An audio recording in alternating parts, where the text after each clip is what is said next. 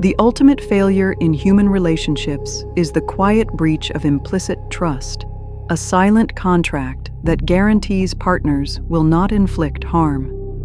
The life of Tara Grant and Stephen Grant in suburban Michigan appeared stable, founded on shared routines and family obligations. Outsiders perceived a professional woman and a calm, polite husband, a picture of domestic normalcy that later became the greatest source of danger. This initial appearance of balance masked a growing internal volatility, an unspoken tension that was escalating out of public view. The paradox began with Stephen's unflinching composure, a trait that was not a sign of emotional health, but a tool of control that suppressed natural suspicion. He maintained a flawless routine, managed tasks efficiently, and presented as the measured husband, creating a shield that allowed private strain to intensify without triggering external scrutiny. This outward civility functioned as a fundamental anomaly within their household dynamic, concealing a deepening fracture where none should logically exist. The environment itself, the familiar domestic setting, became the central constraint that enabled the hidden risk, inverting the expectation of safety into a critical blind spot for every observer. Proximity, which should foster intimacy and awareness, was weaponized, allowing private discord to escalate while neighbors and colleagues remained close enough to observe routines but too distant to recognize the subtle dominance and isolation Tara reportedly endured. This creates the immediate curiosity. How can a life so managed, so familiar, effectively conceal a behavioral mechanism designed for systematic isolation and eventual harm? The cultural expectation of order and respectability established a devastating moral implication, ensuring that society often rewards blindness and trusts appearance over persistent, subtle evidence of deviation. Observers perceived stability because the facade was professional, consistent, and well-maintained. The micro-signals of anxiety Tara exhibited, the hesitation, the unspoken worry, the chilling request to a friend to be careful, were easily rationalized as professional stress or ordinary marital difficulty, preventing the recognition of escalating danger. The tension was amplified by Tara's own choices, or more accurately, her compelled omissions, which investigators later documented as an adaptive mechanism rooted in fear of confrontation and a desire to preserve family unity. Her self-imposed silence was not passive, but a strategy of survival, attempting to manage her life and relationships even under conditions of subtle intimidation. Before we go on, a small favor, please subscribe to the channel. It helps a lot. Thank you, and let's continue with the story. This adaptive response provides a partial understanding that her failure to explicitly disclose the risk was the very outcome of a psychological mechanism where hope and fear operated as structural restraints on external intervention. The individual error in judgment, the failure to intervene or disclose, was structurally enabled by the perpetrator's controlled performance, which functioned as the central pillar of the deception. Stephen's capacity to present a composed, rational, exterior suppressed immediate suspicion, allowing the initial, critical time, seconds, minutes, and hours, to pass without proper law enforcement intervention. This procedural delay, achieved through his performance of innocence and control over information, functioned as a deliberate omission that secured a vital time lag between the fatal event and its full investigative realization. The full causal systemic inversion became apparent as investigators pieced together the sequence of events and the post-event actions of the husband. Stephen's flawless performance of concern and cooperation in reporting his wife missing immediately introduced doubt. As records showed, he was actively performing a search while she had already been incapacitated. The lie was not a momentary event, but a sustained, sequenced concealment designed to manipulate the narrative flow, creating a structural reversal of reality where external stability masked hidden violence. The future vector of the case reveals the cumulative effect of small, repeated choices that built a trajectory toward the catastrophic outcome. Tara was increasingly hesitant to attend social gatherings alone, and her private routines reflected a new level of constraint, with simple acts often interrupted or monitored by Stephen. These accumulated minor controls, misinterpreted by outsiders as ordinary spousal concern, reinforced the illusion that the household was functional and stable, demonstrating how this dangerous pattern persists beyond a single case. On February 14, 2007, Tara Grant left for work and never returned home, officially becoming the hinge between normalcy and crisis, but the real event had already occurred. When Stephen reported her missing, small anomalies quickly surfaced, moving the investigation from a routine check to a systematic search for evidence.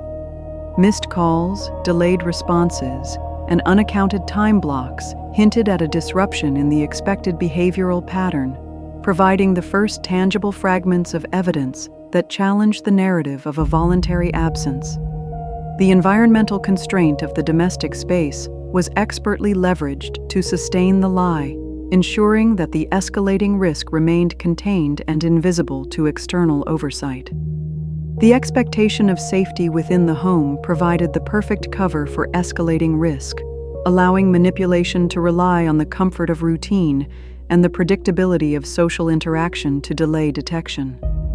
The environment did not merely host the crime, it became an active tool in the perpetrator's attempt to control the speed and direction of the investigation, amplifying the danger. The full articulation of the moral implication provides the insight into the vulnerability of the human system. The failure to foresee the tragedy was enabled by a structural reliance on visible cues. This systemic failure of awareness demonstrates that manipulation thrives on normalcy. When appearance is trusted over subtle evidence, escalating harm can remain hidden. The societal inclination to defer immediate skepticism in favor of routine trust was precisely what the perpetrator exploited to maintain credibility. The devastating individual error was Stephen's sequence of calculated choices in the aftermath of the event, which defined the crime as one of concealment and deception. His consistent provision of statements that were inconsistent with physical evidence revealed a behavioral pattern of deliberate denial, forcing authorities into repeated cross-examination. Before we go on, a small favor, please subscribe to the channel. It helps a lot. Thank you, and let's continue with the story. These choices, delaying disclosure, controlling access to the home, managing interactions with law enforcement, created a structural vulnerability that defined the legal case. The systemic inversion reached its final, undeniable point with the discovery of the physical evidence, creating a moment of reversal that irrevocably shattered the fabricated narrative. The presence of Tara's dismembered torso, found concealed in a garbage bag in the family garage, definitively contradicted Stephen's story of a voluntary absence. Furthermore, the tracing of the tools used in the dismemberment back to his father's tool shop confirmed the deliberate, sequenced concealment, forcing the entire performance of innocence to collapse under the weight of tangible fact. The future vector lies in the subtle escalation of minor controls that compounded the risk over time, a pattern observed across documented domestic homicides. The increasing frequency of disputes, the successful containment of every volatile instance within the home, and the subtle narrowing of Tara's freedom all acted as individual choices that collectively built a deterministic trajectory toward the catastrophic outcome. This process shows how the mundane repetition of behavior, rather than a singular dramatic event, is the engine of escalating domestic risk, a pattern that persists today. The core psychological mechanics that drove the outcome operated through a systematic interplay of control, appearance, silence, and weaponized trust. Control was subtly exercised through dominance and influence over routine, appearance was meticulously maintained to the public. Silence, enforced by fear, acted as both a shield and a mechanism of vulnerability. And the trust in the familiar domestic environment became a tool for manipulation. The cumulative effect was a behavioral code where outward normalcy became the shield for internal transgression. The full environmental constraint was demonstrated by the near-miss moments, where truth or escape was seconds away, yet procedural sequences and Stephen's controlled demeanor maintained the lie. A neighbor had reported hearing an argument the evening Tara disappeared, and investigators later confirmed opportunities for her to seek support had been fleetingly available. This fragile boundary underscores how the structural isolation of the domestic space, combined with the successful management of external perception, eroded the narrow margin for intervention, ensuring the act remained undetected until it was too late. The lingering moral implication is the challenge to the audience's own sense of helplessness and distrust, which is resolved through the cognitive clarity of factual sequence. The analysis reduces emotional chaos to a comprehensible pattern, emphasizing that the failure was not mystical or random, but a structural failure of human systems: trust misplaced, oversight ignored, and motive misread. The societal tendency to interpret the outward normalcy as stability was systematically exploited, providing a clear lesson that awareness of subtle mechanisms, not just intuition, is the protective tool needed to recognize risk. The analysis of individual error extended to the procedural manipulation of law enforcement efforts, revealing a calculated approach to managing the investigation. Stephen's actions, the restrictions on household access, the monitoring of communications, and the maintenance of appearances, collectively reinforced a pattern of control that delayed detection and complicated the gathering of evidence. This behavioral pattern, reconstructed from court records and interviews, illustrates the deliberate alignment of denial and concealment in the service of preserving the external facade. The definitive systemic inversion was confirmed by the evidence alignment and fracture points that shattered the performance of innocence. Investigators documented a convergence across multiple domains: digital trace, vehicle inspection, witness corroboration, and physical forensic analysis. The accumulating weight of these factual discrepancies created an intolerable pressure on Stephen's carefully controlled external demeanor, proving that deception can delay, but cannot ultimately prevent, discovery when systematic evidence collection and methodical documentation are employed. The future vector is rooted in the subtle isolation that allowed the risk to intensify without outside support or intervention. Tara's diminished social interactions and increasing avoidance of outside advice appeared consistent with a behavioral mechanism where the controlling partner systematically undermines confidence and self-worth. This isolation, reinforced by fear and a desire to preserve family unity, is a persistent and documented dynamic that ensures victims remain constrained, psychologically present, but externally muted, a risk that continues to evolve. The resolution provided an insight payoff into the architecture of betrayal. Control operates through a systematic combination of hope, fear, and isolation.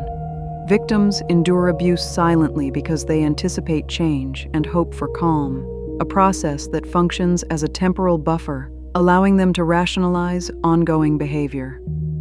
Fear, the anticipation of conflict or social stigma, acts as a regulatory mechanism that prevents disclosure, bounding all choices by the perception of risk. By mapping these elements, the behavioral code becomes visible. What appears as compliance or passivity is, in fact, an adaptive response to environmental cues. The environmental constraint of the ordinary household provided the perfect camouflage, as the calm exterior ensured that the escalating danger blended seamlessly into the background. The environment itself was structured to limit access to external perspectives, reinforcing the abuser's influence and ensuring the victim was physically present but constrained psychologically. The predictability of the routines, the neat garage, and the quiet home all serve to sustain the illusion, proving that appearances are unreliable and that danger can thrive where life seems most ordinary. The final moral implication is the partial closure achieved through legal accountability, contrasting sharply with the residual uncertainty of human motive. Stephen Grant was convicted and sentenced, establishing legal and factual accountability for the sequence of escalation, concealment, and denial. This provides a final judge, truth found and lesson extracted, but leaves a hint of future fragility. The full internal rationale, the precise moment of decision, the internal calculation of hope against fear, cannot be fully reconstructed from public records. This lingering controlled uncertainty, the 10 to 25% of the narrative that remains opaque, serves to keep the cognitive loop active and reminds observers that similar patterns persist in contexts we assume we understand. The case provides an analytical lesson. It illustrates that trust and routine can be leveraged for control, and that domestic spaces, while expected to be protective, can conceal significant risk when interpersonal dynamics shift. The ultimate future vector is the pattern's persistence. The sequence of control, composure, and reliance on outward normalcy is neither unique nor solved by a single conviction.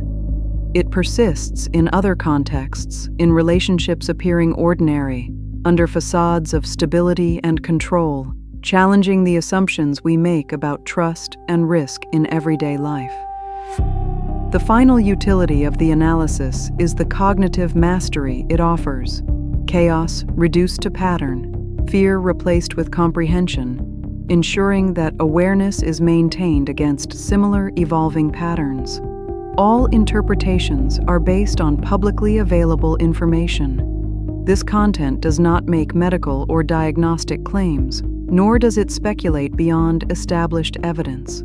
If you'd like to keep exploring cases like this, there's another one waiting for you on screen. I think you'll find it meaningful. Click on it, and thank you for watching.